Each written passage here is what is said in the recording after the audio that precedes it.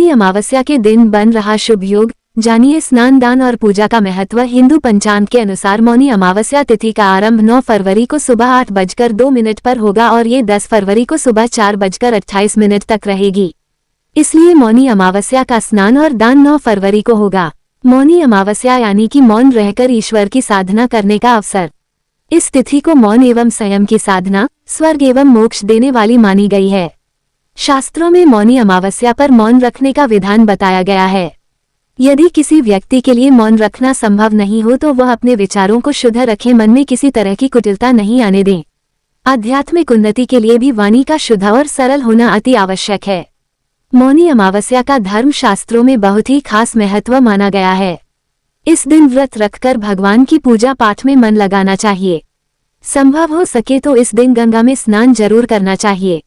ऐसा करने से सभी पाप दूर होते हैं और विशेष पुण्य की प्राप्ति होती है।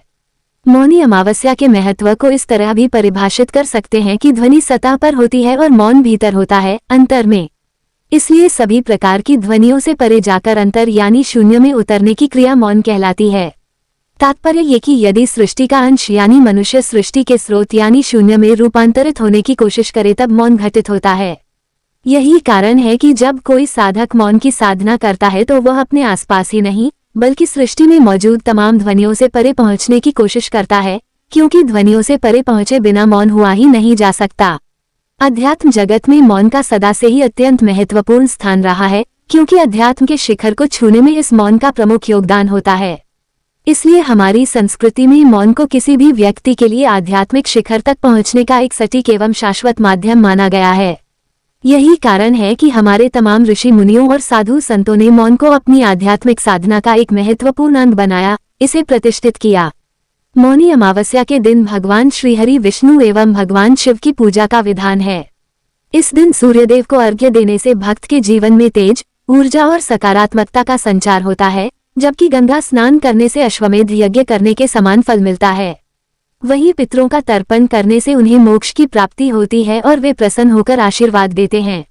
वैसे भी हमारी शास्त्रीय मान्यताओं के अनुसार जिह्वा एवं होठों से किए जाने वाले मंत्रोच्चारण की अपेक्षा मन का फिरने यानी मौन रहकर मंत्र जाप करने का पुण्य कई गुना अधिक होता है। यदि पूरा दिन मौन व्रत रखना संभव न हो तो स्नान दान से पूर्व 1.25 घंटे का मौन व्रत रखना चाहिए।